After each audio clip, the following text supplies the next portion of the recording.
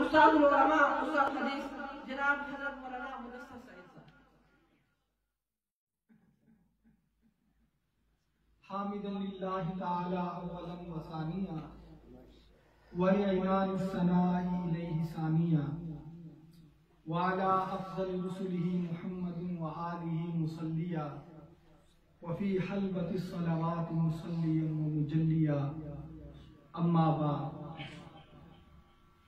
وہ آئے جن کے آنے کی زمانے کو ضرورت تھی، وہ آئے جن کے آنے کی زمانے کو ضرورت تھی، وہ آئے جن کی آمد کے لیے بے چین فطرت تھی، وہ آئے نغمہ داؤد میں جن کا ترانہ تھا، وہ آئے گریہ یعقوب میں جن کا فسانہ تھا، وہ آئے مسترب تھی جن کی خاطر وادی بطحا، وہ آئے جن کے قدموں کے لیے کعبہ ہی ترستا. میرے محترم دوستو، اللہ رب العزت نے جناب نبی کریم صلی اللہ علیہ وسلم کو جب اس دنیا میں بھیجا ہے تو اللہ پاک نے احسان بتلایا. اللہ نے ساری کائنات پیدا کی، زمین و آسمان، شمس و قمر، شجر و حجر، سما و سمک، یہ رفت و پستی، یہ خوشحالی و بدحالی، یہ جنگلوں کے درندے، یہ ہواؤں کے پرندے، اللہ نے ساری کائنات پیدا کی لیکن احسان نہیں جتلایا. لیکن آمنہ کے لال کو جب اس دنیا میں بھیجا تو کہا میں نے تم پہ احسان کر دیا.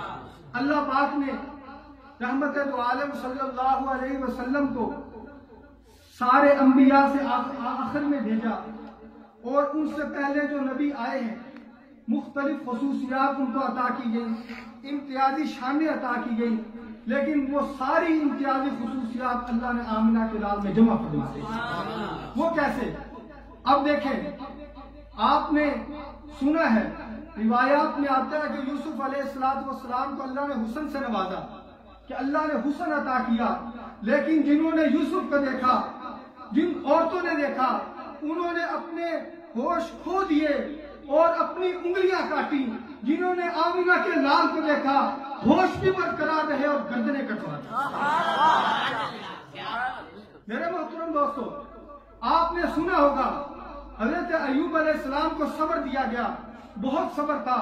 آمنہ کے لال کو جب طائف کی وادی میں ستایا گیا، پتھر برسائے گئے، سارا جسم لہو لہان ہو گیا، پاؤں خون سے رنگین ہو گئے، تو آسمان سے جبرائیل آتے ہیں، کہتے ہیں اے پیغمبر اگر اجازت دو تو میں دو پہاڑوں کو ملا کر ان بستی والوں کو زیر و زبر کر دوں گا.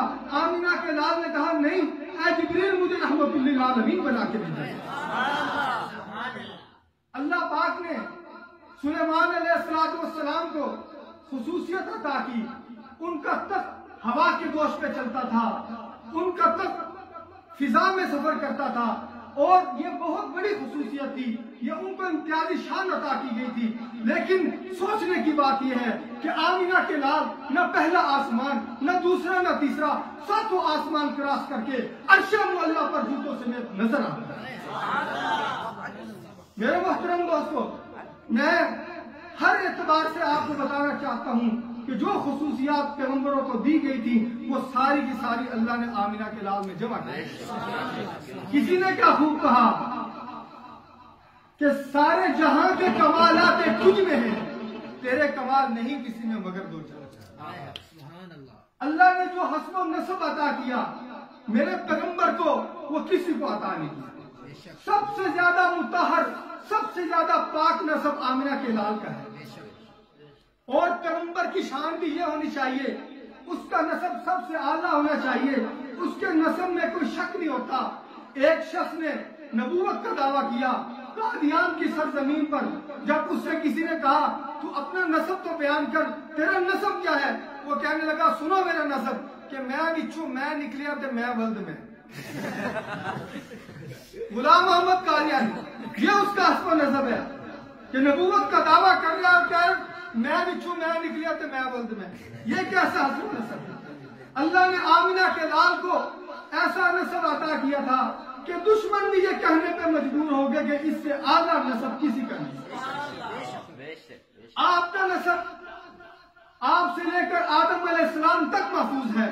آؤ میں تمہیں کہ جناب آدم کی اولاد میں جناب شیس پیدا ہوئے، جناب شیس کی اولاد میں جناب یانش پیدا ہوئے، جناب یانش کی اولاد میں جناب کینن پیدا ہوئے، جناب کینن کی اولاد میں جناب محلیل پیدا ہوئے، جناب محلیل کی اولاد میں جناب ید پیدا ہوئے، جناب ید کی اولاد میں جناب نوح پیدا ہوئے، جناب ید کی اولاد میں جناب ادریس پیدا ہوئے، جناب ادریس کی اولاد میں جناب متوشلح پیدا ہوئے، جناب متوشلح کی اولاد میں جناب لامک پیدا ہوئے، جناب لامک کی اولاد میں جناب نوح پیدا ہوئے، جناب نوح کی اولاد میں جناب سام پیدا ہوئے، جناب سام کی اولاد میں جناب اسفکشد پیدا ہوئے، جناب اسفکشد کی اولاد میں جناب شالح پیدا ہوئے، جناب شالح کی اولاد میں جناب فالح پیدا ہوئے، جناب فالح کی اولاد میں جناب آبر پیدا ہوئے، جناب آبر کی اولاد میں جناب راہو پیدا ہوئے، جناب راہو کی اولاد میں جناب ناہور پیدا ہوئے، جناب ناہور کی اولاد میں جناب شاروخ پیدا ہوئے، جناب شاروخ کی اولاد میں جناب تارا پیدا ہوئے، جناب تارا کی اولاد میں جناب ابراہیم پیدا ہوئے، جناب ابراہیم کی اولاد میں جناب اسماعیل پیدا ہوئے، جناب اسماعیل کی اولاد میں جناب نابد پیدا ہوئے، جناب نابد کی اولاد میں جناب یسوع پیدا ہوئے، جناب یسوع کی اولاد میں جناب یاروب پیدا ہوئے، جناب یاروب کی اولاد میں جناب تیرہ پیدا ہوئے، جناب تیرہ کی اولاد میں جناب مقبن پیدا ہوئے، جناب مقبن کی اولاد میں جناب عدد پیدا ہوئے، جناب عدد کی اولاد میں جناب عد پیدا ہوئے، جناب عد کی اولاد میں جناب عدنان پیدا ہوئے، جناب عدنان کی اولاد میں جناب ماک پیدا ہوئے، جناب ماک کی اولاد میں جناب نزار پیدا ہوئے، جناب نزار کی اولاد میں جناب مزر پیدا ہوئے، جناب مزر کی اولاد میں جناب الیاس پیدا ہوئے، جناب الیاس کی اولاد میں جناب مدرکہ پیدا ہوئے، جناب مدرکہ کی اولاد میں جناب خزامہ پیدا ہوئے، جناب خزامہ کی اولاد میں جناب کنانہ پیدا ہوئے، جناب کنانہ کی اولاد میں جناب مالک پیدا ہوئے، جناب مالک کی اولاد میں جناب نصر پیدا ہوئے، جناب نصر کی اولاد میں جناب فہد پیدا ہوئے، جناب فہد کی اولاد میں جناب غالب پیدا ہوئے، جناب غالب کی اولاد میں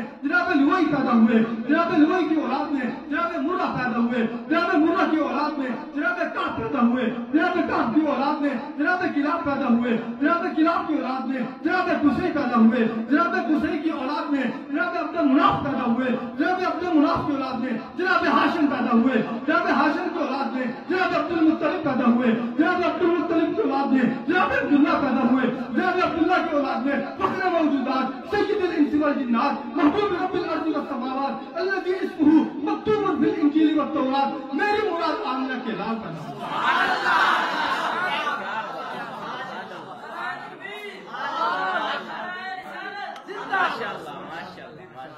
اللہ تبارک و تعالی نے آپ کا نسب آدم تک محفوظ رکھا۔ تو میرے محترم دوستو، آج لوگ ہمیں کہتے ہیں یہ حضور کی شان بیان نہیں کرتے۔ میں کہتا ہوں ہم حضور کی شان تمہاری طرح بیان نہیں کرتے کہ جھوٹے قصوں کے ذریعے، من گھڑت روایات کے ذریعے اور اسی طرح مرثیوں کے ذریعے، موضوع روایات کے ذریعے ہم حضور کی شان بیان نہیں کرتے۔ ہمیں حضور کی شان بیان کرنے کے لیے اللہ کا قرآن کافی ہے۔ ہم قرآن پڑھتے ہیں، قرآن میں حضور کی شان پڑھتے ہیں۔ آؤ میں تمہیں حضور کی شان سناؤں قرآن سے۔ ہم قرآن کے دروازے پہ دستک دے کے قرآن سے پوچھتے ہیں، قرآن تو حضور کا نام تو بتا۔ قرآن نے محمد رسول اللہ کہہ دیا۔ قرآن تو حضور کا کام تو بتا۔ قرآن نے وما ارسلناک الا کافۃ للناس بشیرا ونذیرا کہہ دیا۔ قرآن تو حضور کا احترام تو بتا۔ قرآن نے لا ترفعوا اصواتکم فوق صوت النبی کہہ دیا۔ اے قرآن تو حضور کی یتیمی تو بتا۔ قرآن نے الم یجدک کا یتیما فآویٰ کہہ دیا۔ اے قرآن تو حضور کی بعثت تو بتا۔ قرآن نے ربنا وابعث فیہم رسولا کہہ دیا۔ اے قرآن تو حضور کی آمد کی عظمت تو بتا۔ قرآن نے لقد من اللہ علی المؤمنین اذ بعث فیہم رسولا کہہ دیا۔ اے قرآن تو حضور کا چہرہ تو بتا۔ قرآن نے والضحیٰ کہہ دیا۔ اے قرآن تو حضور کی زلفیں تو بتا۔ قرآن نے واللیل اذا سجا کہہ دیا۔ اے قرآن تو حضور کی زبان تو بتا۔ قرآن نے فإنما یسرناہ بلسانک کہہ دیا۔ اے قرآن تو حضور کی قوت گویائی تو بتا۔ قرآن نے وما ینطق عن الہویٰ ان هو الا وحی یوحیٰ کہہ دیا۔ اے قرآن تو حضور کا لباس تو بتا۔ قرآن نے وثیابک فطہر کہہ دیا۔ اے قرآن تو حضور کا سینہ تو بتا۔ قرآن نے الم نشرح لک صدرک کہہ دیا۔ اے قرآن تو حضور کے دل میں آنے والا خیال تو بتا۔ قرآن نے فلنولینک قبلۃ ترضاھا کہہ دیا۔ اے قرآن تو حضور کا شہر تو بتا۔ قرآن نے لا اقسم بھذا البلد وانت حل بھذا البلد کہہ دیا۔ اے قرآن تو حضور کی عبادت تو بتا۔ قرآن نے ربک فکبر کہہ دیا۔ اے قرآن تو حضور کی تلاوت تو بتا۔ قرآن نے ورتل القرآن ترتیلا کہہ دیا۔ اے قرآن تو حضور کی عظمت تو بتا۔ قرآن نے ورفعنا لک ذکرک کہہ دیا۔ انا آتیناک الکوثر کہہ دیا۔ اے قرآن تو حضور کا دین تو بتا۔ قرآن نے ان لک فی النہاری سبحًا طویلا کہہ دیا۔ اے قرآن تو حضور کی رات کو بتا، قرآن نے یا ایھا المزمل قم اللیل الا قلیلا کہہ دیا۔ اے قرآن تو پیغمبر کا سسر ابوبکر صدیق کو بتا، قرآن نے والذین معہ والذی جاء بالصدق وصدق بہ ثانی اثنین اذ ہما فی الغار کہہ دیا۔ اے قرآن تو پیغمبر کا سسر فاروق اعظم کو بتا، قرآن نے اشداء علی الکفار کہہ دیا۔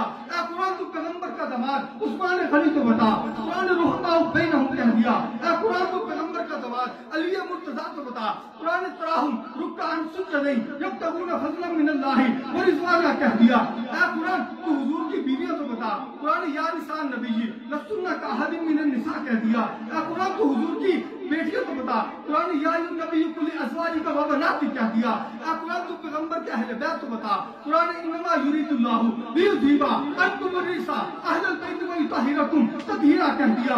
اے قرآن تو پیغمبر کا سالہ امیر معاویہ کو بتا، قرآن نے بأیدی سفرۃ کرام بررہ کہہ دیا۔ اے قرآن تو پیغمبر کے باقی صحابہ کو بتا، قرآن نے اولئک هم الراشدون اولئک هم الفائزون اولئک حزب اللہ رضی اللہ عنہم ورضوا عنہ فإن آمنوا بمثل ما آمنتم به فقد اهتدوا کہہ دیا۔ کون کہتا ہے ہم پیغمبر کی شان بیان نہیں کرتے؟ آؤ علماء دیوبند کے دروازے پر پیغمبر کی عزت، پیغمبر کی عظمت، پیغمبر کا تقدس، پیغمبر کی شرافت، پیغمبر کی صداقت، پیغمبر کی دیانت، پیغمبر کی امانت، پیغمبر کا چہرہ، پیغمبر کی زلفیں، پیغمبر کی آنکھیں، پیغمبر کے سسرال، پیغمبر کے داماد، پیغمبر کے اہل بیت، پیغمبر کے سارے صحابہ، سب ایک ایک چیز اللہ کے قرآن سے بیان کرتے ہیں۔ آؤ علماء دیوبند کے دروازے پر، یہاں تمہیں خدا کا کلام بھی ملے گا، محمد مصطفیٰ کا مقام بھی ملے گا۔ اللہ تبارک و تعالیٰ نے اپنے پیغمبر کی ہر ادا کو قرآن میں محفوظ کیا۔ تو یہ وہی پیغمبر ہے جس کے لیے اللہ نے فرمایا میں نے ساری کائنات بنائی، کوئی احسان نہیں کیا، محمد کی ذات ہے کہ تم پہ احسان کرتے۔ وما علینا الا البلاغ۔